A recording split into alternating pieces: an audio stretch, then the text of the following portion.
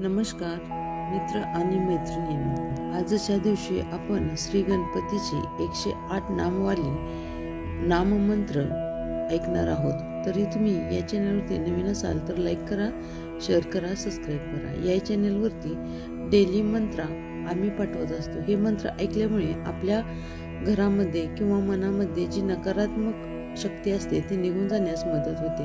म्हणून हे मंत्र पूर्ण ऐकायला हवेत। कमीत कमी 11, 51 किंवा 108 वेळा ऐकले असता याचा जास्त प्रभाव होत असतो। म्हणून हे मंत्र संपूर्ण ऐका।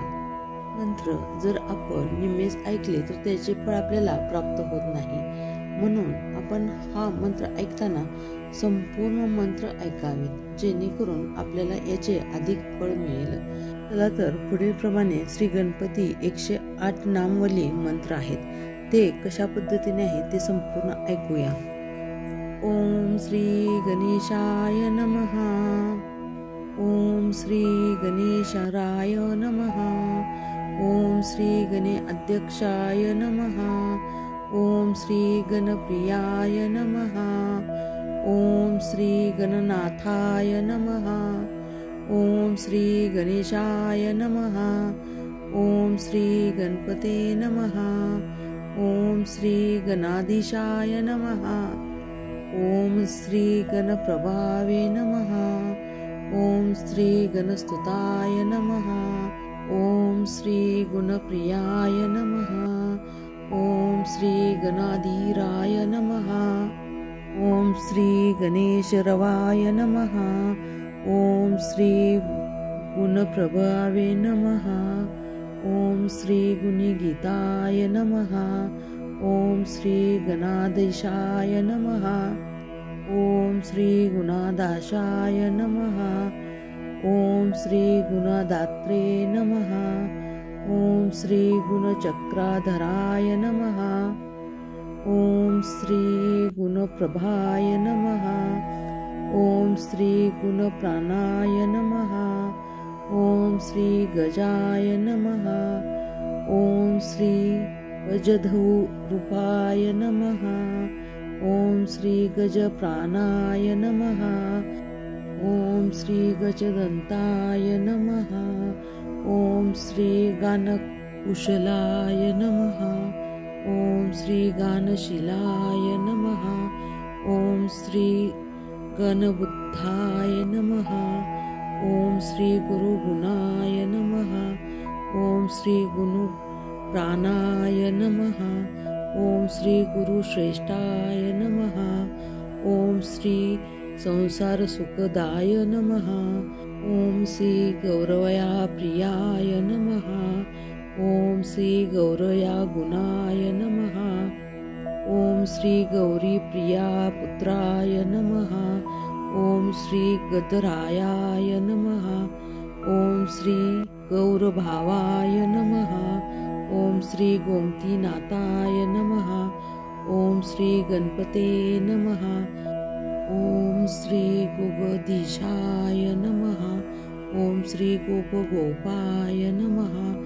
ओम श्री गोलोकाय नमः। ओम श्री गोत्राय नमः। ओम श्री गोत्रवर्धिकाय नमः। ओम श्री गोत्रपुत्राय नमः। ओम श्री ग्रंथनाथाय नमः। ओम श्री ग्रंथप्रियाय नमः। ओम श्री ग्रहश्रेष्ठाय नमः। ओम श्री गीतकाराय नमः। ओम श्री गीतकार्तिये नमः। ओम श्री गीताश्रयाय नमः।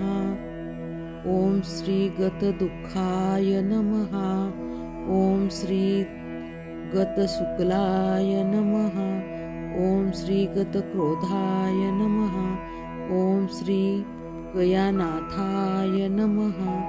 ओम श्री गायकरायाय नमः। ओम श्री सृष्टिलिंगाय नमः। ओम श्री सर्वदेवात्मे नमः। ओम श्री गजकर्णाय नमः। ओम श्री ज्ञानमुद्रावते नमः। ओम श्री लंबोष्ठाय नमः। ओम श्री सर्वमांगल्ये नमः। पुरुषाय नमः। ओम श्री रिद्धी सिद्धी पर्वताय नमः। ओम श्री एकपाद कृतासनाय नमः। ओम श्री ओजस्वाय नमः। ओम श्री गृहनाथाय नमः। ओम श्री गृहनाय नमः।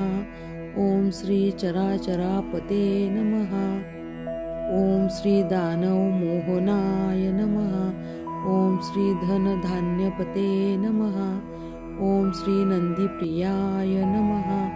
ओम श्री पूर्णानंदाय नमः। ओम श्री भद्राय नमः।